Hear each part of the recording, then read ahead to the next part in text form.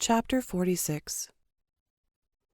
Elizabeth had been a good deal disappointed in not finding a letter from Jane on their first arrival at Lambton, and this disappointment had been renewed on each of the mornings that had now been spent there.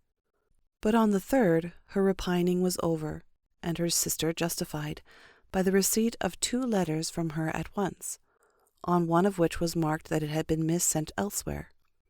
Elizabeth was not surprised at it, as Jane had written the direction remarkably ill. They had just been preparing to walk as the letters came in, and her uncle and aunt, leaving her to enjoy them in quiet, set off by themselves. The one missent must first be attended to. It had been written 5 days ago. The beginning contained an account of all their little parties and engagements, with such news as the country afforded, but the latter half, which was dated a day later, and written in evident agitation, gave more important intelligence. It was to this effect: "Since writing the above, dearest Lizzie, something has occurred of a most unexpected and serious nature, but I am afraid of alarming you. Be assured that we are all well. What I have to say relates to poor Lydia. An express came at 12 last night, just as we were all gone to bed, from Colonel Foster, to inform us that she was gone off to Scotland with one of his officers. To own the truth, with Wickham! Imagine our surprise. To Kitty, however, it did not seem so wholly unexpected. I am very, very sorry. So imprudent a match on both sides. But I am willing to hope the best, and that his character has been misunderstood. Thoughtless and indiscreet, I can easily believe him, but this step, and let us rejoice over it, marks nothing bad at heart. His choice is disinterested at least, for he must know my father can give her nothing. Our poor mother is sadly grieved. My father bears it better. How thankful am I that we never let them know what has been said against him. We must forget it ourselves. They were off Saturday night about 12, as is conjectured, but were not missed till yesterday morning at 8. The express was sent off directly. My dear Lizzie, they must have passed within 10 miles of us. Colonel Foster gives us reason to expect him here soon. Lydia left a few lines for his wife, informing her of their intention. I must conclude, for I cannot be long from my poor mother. I'm afraid you will not be able to make it out, but I hardly know what I have written." Without allowing herself time for consideration, and scarcely knowing what she felt, Elizabeth, on finishing this letter, instantly seized the other, and opening it with the utmost impatience, read as follows. It had been written a day later than the conclusion of the first. "By this time, my dearest sister, you must have received my hurried letter. I wish this may be more intelligible, but though not confined for time, my head is so bewildered that I cannot answer for being coherent. Dearest Lizzie, I hardly know what I would write, but I have bad news for you, and it cannot be delayed. Imprudent as the marriage between Mr. Wickham and our poor Lydia would be, we are now anxious to be assured it has taken place, for there is but too much reason to fear they are not gone to Scotland. Colonel Forster came yesterday, having left Brighton the day before, not many hours after the express. Though Lydia's short letter to Mrs. F. gave them to understand that they were going to Gretna Green, something was dropped by Denny expressing his belief that W. never intended to go there, or to marry Lydia at all, which was repeated to Colonel F., who, instantly taking the alarm, set off from B., intending to trace their route. He did trace them easily to Clapham, but no further, for on entering that place they removed into a hackney coach and dismissed the chaise that brought them from Epsom. All that is known after this is that they were seen to continue the London road. I know not what to think. After making every possible inquiry on that side in London, Colonel F. came on into Hertfordshire, anxiously renewing them at all the turnpikes, and at the inns in Barnet and Hatfield, but without any success. No such people had been seen to pass through. With the kindest concern he came on to Longbourn, and broke his apprehensions to us in a manner most creditable to his heart. I am sincerely grieved for him and Mrs. F., but no one can throw any blame on them. Our distress, my dear Lizzie, is very great. My father and mother believe the worst, but I cannot think so ill of him. Many circumstances might make it more eligible for them to be married privately in town than to pursue their first plan, and even if he could form such a design against a young woman of Lydia's connections, which is not likely, can I suppose her so lost to everything? Impossible. I grieve to find, however, that Colonel F. is not disposed to depend upon their marriage. He shook his head when I expressed my hopes, and said he feared W. was not a man to be trusted. My poor mother is really ill, and keeps her room. Could she exert herself, it would be better, but this is not to be expected. And as to my father, I never in my life saw him so affected. Poor Kitty has anger for having concealed their attachment, but as it was a matter of confidence, one cannot wonder.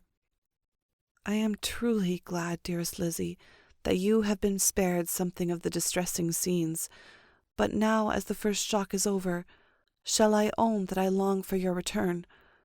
I am not so selfish, however, as to press for it, if inconvenient. Adieu. I take up my pen again to do what I have just told you I would not, but circumstances are such that I cannot help earnestly begging you all to come here as soon as possible. I know my dear uncle and aunt so well that I am not afraid of requesting it, though I have still something more to ask of the former. My father is going to London with Colonel Forster instantly to try to discover her. What he means to do I am sure I know not, but his excessive distress will not allow him to pursue any measure in the best and safest way, and Colonel Forster is obliged to be at Brighton again tomorrow evening. In such an exigence, my uncle's advice and assistance would be everything in the world. He will immediately comprehend what I must feel, and I rely upon his goodness. "Oh, where is my uncle?" cried Elizabeth, darting from her seat as she finished the letter, in eagerness to follow him, without losing a moment of the time so precious. But as she reached the door, it was opened by a servant, and Mr. Darcy appeared. Her pale face and impetuous manner made him start, and before he could recover himself to speak, she, in whose mind every idea was superseded by Lydia's situation, hastily exclaimed, "I beg your pardon, but I must leave you. I must find Mr. Gardiner this moment, on business that cannot be delayed. I have not an instant to lose." "Good God! What is the matter?" cried he, with more feeling than politeness. Then recollecting himself, "I will not detain you a minute, but let me, or let the servant go after Mr. and Mrs. Gardiner. You are not well enough. You cannot go yourself." Elizabeth hesitated, but her knees trembled under her, and she felt how little would be gained by her attempting to pursue them. Calling back the servant, therefore, she commissioned him, though in so breathless an accent as made her almost unintelligible, to fetch his master and mistress home instantly. On his quitting the room, she sat down, unable to support herself, and looking so miserably ill that it was impossible for Darcy to leave her, or to refrain from saying, in a tone of gentleness and commiseration, "Let me call your maid. Is there nothing you could take to give you present relief? A glass of wine? Shall I get you one? You are very ill." "No, I thank you," she replied, endeavouring to recover herself. "There is nothing the matter with me. I am quite well. I am only distressed by some dreadful news which I have just received from Longbourn." She burst into tears as she alluded to it, and for a few minutes could not speak another word. Darcy, in wretched suspense, could only say something indistinctly of his concern, and observe her in compassionate silence. At length she spoke again. "I have just had a letter from Jane with such dreadful news. It cannot be concealed from anyone. My younger sister has left all her friends, has eloped, has thrown herself into the power of Mr. Wickham. They're gone off together from Brighton. You know him too well to doubt the rest. She has no money, no connections, nothing that can tempt him to. She is lost forever." Darcy was fixed in astonishment. "When I consider," she added in a yet more agitated voice, "that I might have prevented it, I who knew what he was, had I but explained some part of it only, some part of what I learnt, to my own family, had his character been known, this could not have happened. But it is all too late now." "I am grieved indeed," cried Darcy. "Grieved, shocked. But is it certain, absolutely certain?" "Oh, yes. They left Brighton together on Sunday night, and were traced almost to London, but not beyond. And they are certainly not gone to Scotland." "And what has been done? What has been attempted to recover her?" "My father is gone to London, and Jane has written to beg my uncle's immediate assistance, and we shall be off, I hope, in half an hour. But nothing can be done. I know very well that nothing can be done. How is such a man to be worked on? How are they even to be discovered? I have not the smallest hope. It is every way horrible." Darcy shook his head in silent acquiescence. "When my eyes were opened to his real character, oh, had I known what I ought, what I dared to do, but I knew not. I was afraid of doing too much. Wretched, wretched mistake!" Darcy made no answer. He seemed scarcely to hear her, and was walking up and down the room in earnest meditation, his brow contracted, his air gloomy. Elizabeth soon observed and instantly understood it. Her power was sinking. Everything must sink under such a proof of family weakness, such an assurance of the deepest disgrace. She could neither wonder nor condemn, but the belief of his self-conquest brought nothing to her consolatory to her bosom, afforded no palliation of her distress. It was, on the contrary, exactly calculated to make her understand her own wishes, and never had she so honestly felt that she could have loved him, as now, when all love must be vain. But self, though it would intrude, could not engross her. Lydia! The humiliation, the misery she was bringing on them all, soon swallowed up every private care, and covering her face with her handkerchief, Elizabeth was soon lost to everything else, and, after a pause of several minutes, was only recalled to a sense of her situation by the voice of her companion, who, in a manner which, though it spoke compassion, spoke likewise restraint, said, "I am afraid you have been long desiring my absence, nor have I anything to plead in excuse of my stay, but real, though unavailing, concern. Would to heaven that anything could be either said or done on my part that might offer consolation to such distress. But I will not torment you with vain wishes, which may seem purposely to ask for your thanks.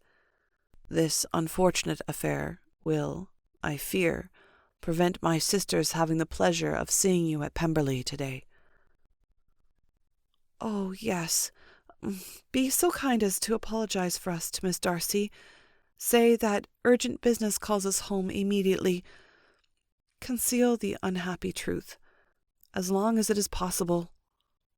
I know it cannot be long." He readily assured her of his secrecy, again expressed his sorrow for her distress, wished it a happier conclusion than there was at present reason to hope, and leaving his compliments for her relations, with only one serious parting look, went away. As he quitted the room, Elizabeth felt how improbable it was that they should ever see each other again on such terms of cordiality as had marked their several meetings in Derbyshire, and as she threw a retrospective glance over the whole of their acquaintance, so full of contradictions and varieties, sighed at the perverseness of those feelings which would now have promoted its continuance, and would formerly have rejoiced in its termination. If gratitude and esteem are good foundations of affection, Elizabeth's change of sentiment will be neither improbable nor faulty. But if otherwise, if regard springing from such sources is unreasonable or unnatural, in comparison of what is so often described as arising on a first interview with its object, and even before 2 words have been exchanged, nothing can be said in her defence, except that she had given somewhat of a trial to the latter method in her partiality for Wickham, and that its ill success might, perhaps, authorize her to seek the other less interesting mode of attachment. Be that as it may, she saw him go with regret, and in this early example of what Lydia's infamy must produce, found additional anguish as she reflected on that wretched business. Never, since reading Jane's second letter, had she entertained a hope of Wickham's meaning to marry her. No one but Jane, she thought, could flatter herself with such an expectation. While the contents of the first letter remained in her mind, she was all surprise, all astonishment, that Wickham should marry a girl whom it was impossible he could marry for money, and how Lydia could ever have attached him had appeared incomprehensible. But now it was all too natural. For such an attachment as this she might have sufficient charms, and though she did suppose Lydia to be deliberately engaging in an elopement without the intention of marriage, she had no difficulty in believing that neither her virtue nor her understanding would preserve her from falling an easy prey. She had never perceived, while the regiment was in Hertfordshire, that Lydia had any partiality for him, but she was convinced that Lydia wanted only encouragement to attach herself to anybody. Sometimes one officer, sometimes another, had been her favourite, as their attentions raised them in her opinion. Her affections had continually been fluctuating, but never without an object. The mischief of neglect and mistaken indulgence towards such a girl, oh, how acutely did she now feel it! She was wild to be at home, to hear, to see, to be upon the spot, to share with Jane in the cares that must now fall wholly upon her, in a family so deranged, a father absent, a mother incapable of exertion, and requiring constant attendance, and though almost persuaded that nothing could be done for Lydia, her uncle's interference seemed to be of the utmost importance. Until he entered the room her impatience was severe. Mr. and Mrs. Gardiner had hurried back in alarm, supposing by the servant's account that their niece was suddenly taken ill, but satisfying them instantly on that head, she eagerly communicated the cause of their summons, reading the 2 letters aloud, and dwelling on the postscript of the last with trembling energy. Though Lydia had never been a favourite with them, Mr. and Mrs. Gardiner could not but be deeply afflicted. Not Lydia only, but all were concerned in it, and after the first exclamations of surprise and horror, Mr. Gardiner promised every assistance in his power. Elizabeth, though expecting no less, thanked him with tears of gratitude, and all 3, being actuated by one spirit, everything relating to their journey was speedily settled. They were to be off as soon as possible. "But what is to be done about Pemberley?" cried Mrs. Gardiner. "John told us Mr. Darcy was here when you sent for us. Was it so?" "Yes, and I told him we should not be able to keep our engagement. That is all settled." "What is all settled?" repeated the other, as she ran into her room to prepare. "And are they upon such terms as for her to disclose the real truth? Oh, that I knew how it was!" But wishes were in vain, or at least could only serve to amuse her in the hurry and confusion of the following hour. Had Elizabeth been at leisure to be idle, she would have remained certain that all employment was impossible to one so wretched as herself. But she had her share of business, as well as her aunt, and amongst the rest there were notes to be written to all their friends at Lambton, with false excuses for their sudden departure. An hour, however, saw the whole completed, and Mr. Gardiner, meanwhile having settled his account at the inn, nothing remained to be done but to go, and Elizabeth, after all the misery of the morning, found herself, in a shorter space of time than she could have supposed, seated in the carriage and on the road to Longbourn.